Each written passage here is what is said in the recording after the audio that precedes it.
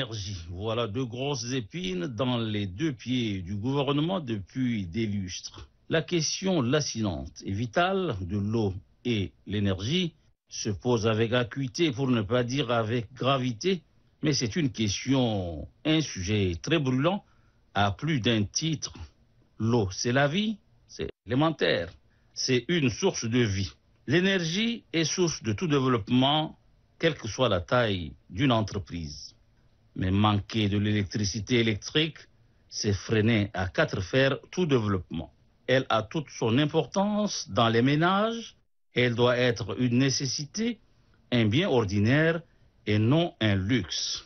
L'éclairage public qui devait non seulement donner un autre visage à une vraie ville, cité capitale la nuit venue, l'électrification de la ville par des lampadaires où l'éclairage est un véritable gilet ou bouclier contre l'insécurité, activité prisée par des malfrats et les criminels de tout acabit. Plus encore, il y a des honnêtes et paisibles citoyens qui ont des semaines entières de travail de nuit. Ils doivent rentrer ou monter à leur service. Alors, ils doivent donc, grâce à l'éclairage, aller et venir comme il se doit.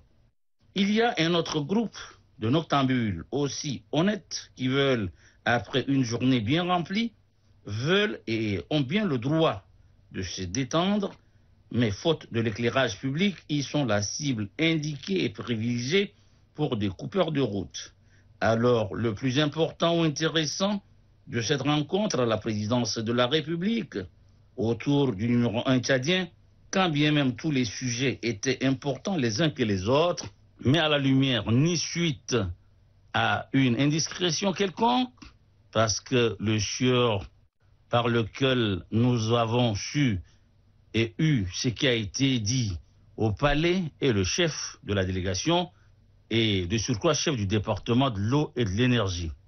Et ce n'était pas non plus dans les coulisses où nous avons reçu ces informations, mais devant les caméras et micros que nous avons eu l'information. Nous savons d'avance et avions eu le temps d'observer depuis déjà un certain temps que le chef de l'État, qui a été toujours d'un tempérament calme et sûrement très courtois, avec ses ministres et aussi avec les citoyens lambda, aurait à coup sûr passé le poing sur la table. Ne disons pas qu'il a tapé du poing sur la table, mais a été cette fois-ci très intransigeant et veut de résultats. L'homme n'est pas très satisfait ou très peu du travail des uns et des autres. Pour nous, une occasion en or pour saluer la magnanimité et le grand acte social que le chef de l'État a posé en offrant l'eau et l'énergie électrique pendant 1 an, oui, 12 mois bientôt, gratis, cadeau, balache. Comme on le dit, Dieu seul appréciera son acte, autrement dit, Dieu lui rendra au centuple. Une grosse inquiétude, cependant, une question brûlante, et c'est les deux sociétés distributeuses de cette denrée, instruits par le président de la République de donner l'eau et l'électricité pendant 1 an aux citoyens gratuitement, disais-je que l'on a peur et on s'interroge à haute voix si jamais ces deux sociétés ne nous feront pas rendre la gorge, autrement dit, ne nous feront-elles pas payer par des astuces et autres calculs savamment orchestrés si encore l'on n'augmente pas vers le deuxième semestre 2025 les prix du kilowatt-heure ou le mètre cube. En tout cas, c'est juste une interrogation personnelle et qui n'engage que notre modeste personne.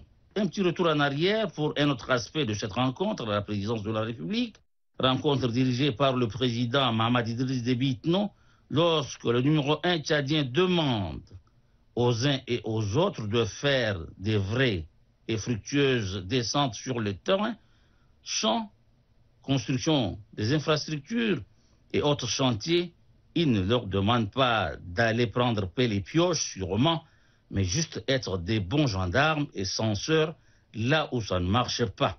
Le président Mahamat Idriss Déby Itno veut des résultats après exécution rapide des projets dans les normes et règles de l'art, des ouvrages, oui, des très bons ouvrages.